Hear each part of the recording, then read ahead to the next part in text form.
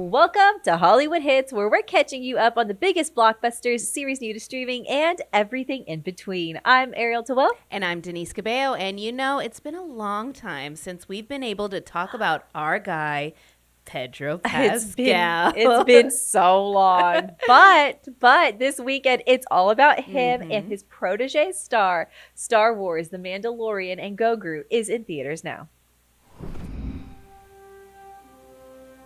So cute. He's so cute. We've all heard stories Wait, of the Yes, this is Mandalorian bounty hunter he's so and a cute. child.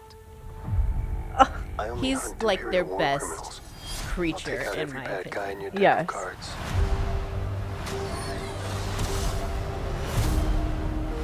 This is what really made Pedro This isn't pop about off. revenge. Yeah. It's about preventing another war.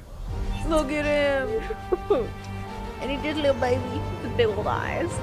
Before going into harm's way, I like how they make him Check your act armor like a little first. baby. Yeah. Like he presses buttons. We're protecting Yeah. everything the rebellion fought for. good luck. You're gonna need it. Oh. Hey, Bad baby. strap in.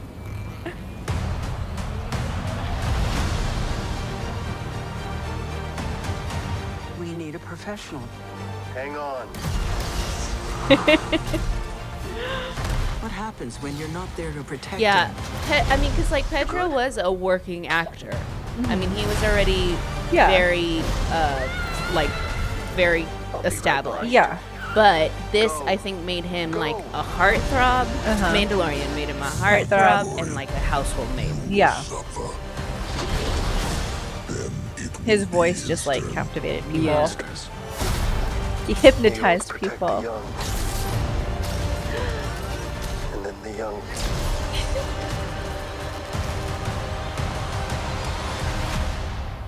Protect the Stop old. swimming. It's time. This is the film that's going to kick off a summer of blockbusters. Yeah. Are you scared? You should be. Good job, baby. This is the way.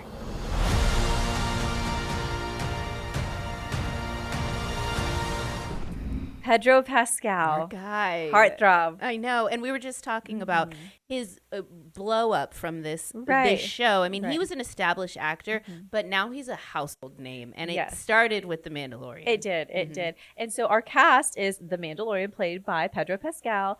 Got Grogu, the cutest creature character So in cute. all of Hollywood. Sigourney Weaver, who's amazing. And then you've got Jeremy Allen White, and you've got Martin Scorsese. And Martin Scorsese's voicing a character that's really, really cool. He's going to be the fry cook. And they built that character around Martin Scorsese's voice. Yeah, Isn't that and fun? and a little eyebrow detail Yes, in there too. yes. But what's really cool too about some of the actors that we'll hear and see in this are because of the connections with director Jon Favreau. Yes. Like Jon Favreau and Jeremy Allen White have a strong connection because they starred in shows and movies about cooking. Yeah. And Jon Favreau and Martin Scorsese have the directing connection. They so do. He's like the perfect one to lead this. He is, and he also directed Elf and was in Elf, and that is one of my favorite holiday films. So just throwing that out there. And he was also in Friends. Let's not forget. He's done so much. Yes, he's been on screen for decades. Yeah. And I think we forget about that because he worked so much behind the camera as well. But I think he's the perfect one for this one too because he was a kid in the movie theaters watching the original Star Wars. Exactly. And he said that this is a generational handoff tale about preparing a child to step into the future. So that's what we're really seeing here is we're going to see the emotional connection between the Mandalorian and Grogu. The Mandalorian is going to teach everything he knows to Grogu because he knows that Grogu's species is going to live for centuries and he's not. So he has to teach him everything he knows so that he can survive.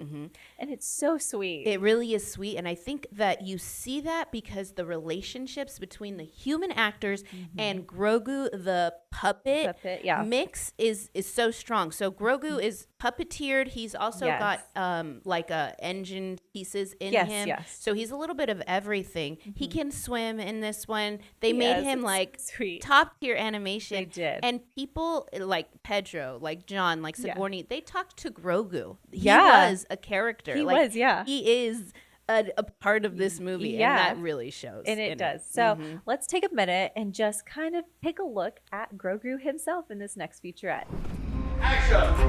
To me, Star Wars has always been about creatures, and I think it dates back to when I saw it when I was a kid. It all felt unified in this world, made the world even more compelling.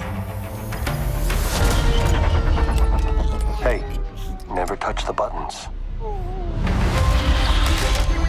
We really wanted to bring an assortment of droids and creatures to this movie. Are you scared? You should be. I could get a little emotional talking about Grogu. That deep emotional connection exists in the way that the original Star Wars characters existed for me as a kid.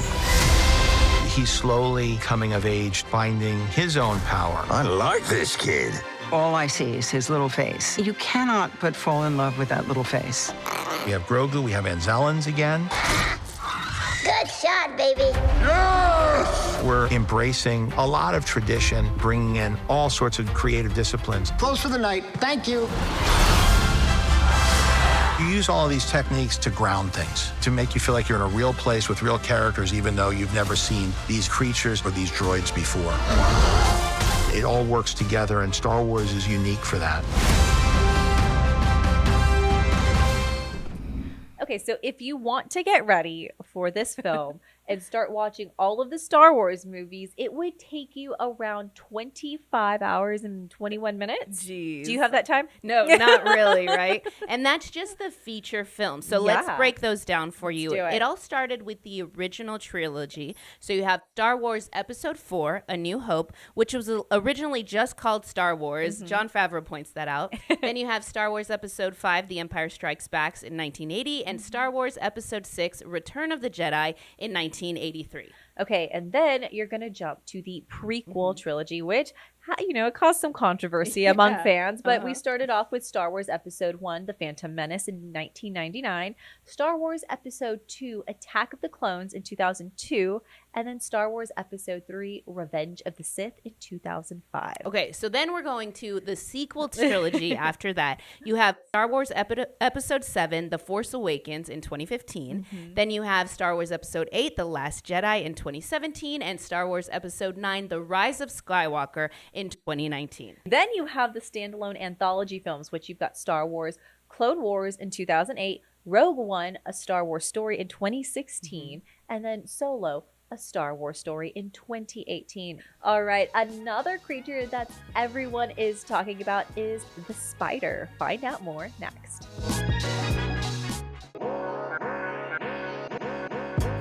Welcome back to Hollywood Hits. There's a new series that everyone is talking about, Spider Noir. That's right. Okay, and everyone's talking about this mainly because it's Nick Cage's first TV series ever. Really? Nick Cage is an honest-to-goodness movie star. Okay. So this is his first TV series, and he's excited about it. He was waiting for something like this to bring him to the small screen, and it's really interesting because you're in the vein of superhero Spider-Man, but you have kind of some controversy over it because it's not like an official Spider-Man story.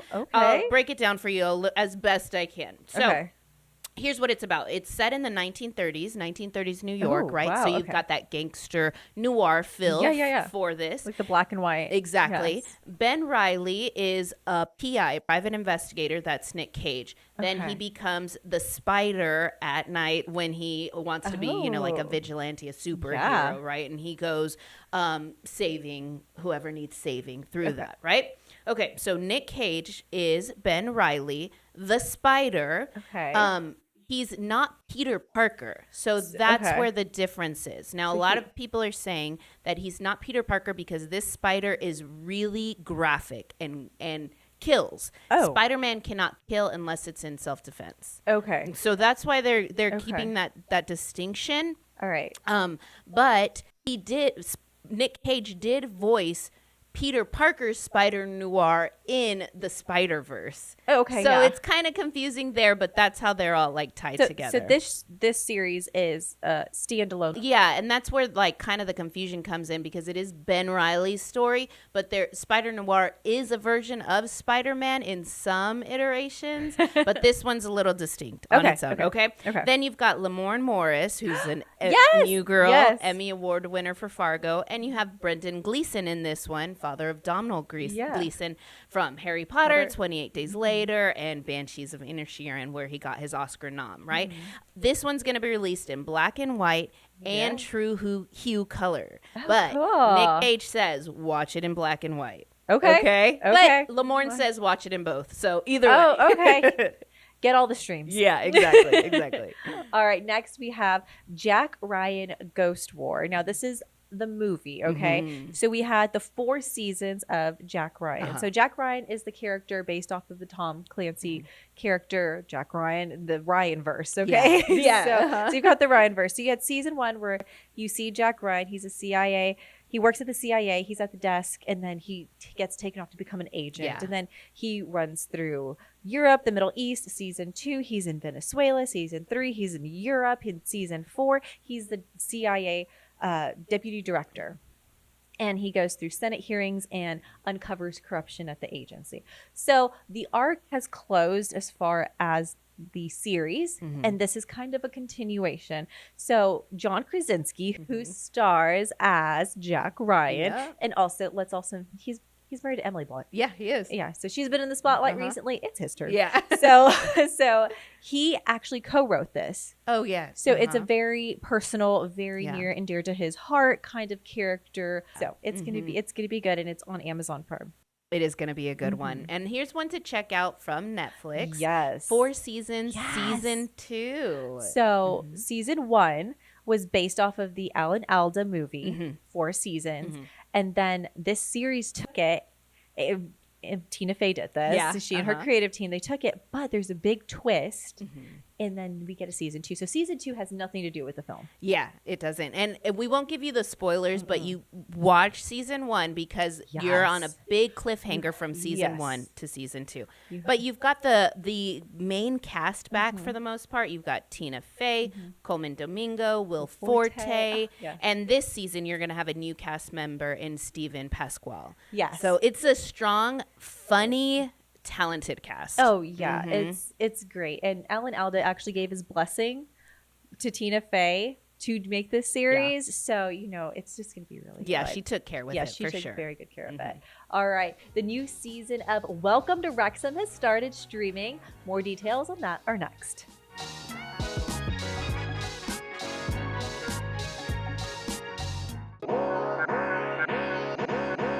Welcome back to Hollywood Hits. The award-winning docuseries Welcome to Wrexham is back for season 5, and we got a chance to catch up with a writer from the show, Katie Petrella. Let's take a look. If this were a Hollywood movie, what would be your perfect story? Oh boy, we'd be lying if it wasn't Premier League or something like that. Why not dream big? Katie, I'm so excited that you're joining us. I'm so excited to see you. And we should mention, we know each other from high school. We do. I'll ask you about that in a little bit because I'm curious to know when you found your spark for this. But first, how did you become a writer for the Emmy award-winning show Welcome to Wrexham? The answer is you know a bunch of people and you do a good job. Originally, I wanted to act. I was in theater in high school. And so I started to get more into writing, and I was honestly, the first job I got was in unscripted on a show called I Didn't Know I Was Pregnant on TLC. Oh my goodness. Somebody called me and they were like, hey, we interviewed somebody for an internship. They can't do it, but they gave us your name. Are you available? And I was like, I don't do internships. So you have to pay me. Yeah. Which is the first answer of how I got to where I am is the audacity that I have to say these things. The audacity is what has gotten me to where I am. And you mentioned a little bit about the difference between unscripted and scripted. What have you found is the biggest difference between those worlds? So for my show now at Wrexham, I am in charge of a calendar time. I watch every single thing that the field has shot in that time. And because of a show like Wrexham, it's true doc. They're shooting all year. And so I sit back and I'm watching this game or this people's story or this interview. And I'm like, what is the story here? And what could I ask for to supplement? Right. And I consider my job to be the advocate for each person that I am trying to tell the story for. Well, congratulations on the renewal of Welcome to Wrexham. You've got a season 5 in the books. So I would be remiss if I didn't ask you, is there anything you can share with us? We are true doc. I have no idea what's going to happen. Yeah. That's the perfect answer. Okay, so this is my favorite question to ask guests. What is your favorite movie and what's your favorite series? Okay. Here it comes. Before I tell you this, I need you to understand that I am a professional comedian, okay? My favorite show is America's Funniest Home Videos. But just there's nothing funnier to me than accidental human foibles. But I have 2 favorite movies, and share them. So embarrassing. I don't care. It's Pee-wee's Big Holiday on Netflix. It came out like 10 years ago. Wait, what? It's repeat. Pee-wee's Big Holiday. I thought that's what you said. Okay. My other favorite movie is Clueless. Very cool. Well, thank you for revealing these very intimate sides of you. And thank you for sharing all about what you do. And welcome to Wrexham. We're really excited for season 5. I will say one hint. Okay. Is the Ship of Theseus. Ooh, writing down. We'll Google later. I told you I read. No, but it's been super exciting and a pleasure to talk to you. So thank you for joining us here on Hollywood Hits. The season is 8 episodes. 2 are streaming now on Hulu, with new episodes airing on Thursdays on FX and streaming on Hulu the next day. Now, next, a classic movie is heading back to the big screen. She's excited. Find out which one next. Yes, I am.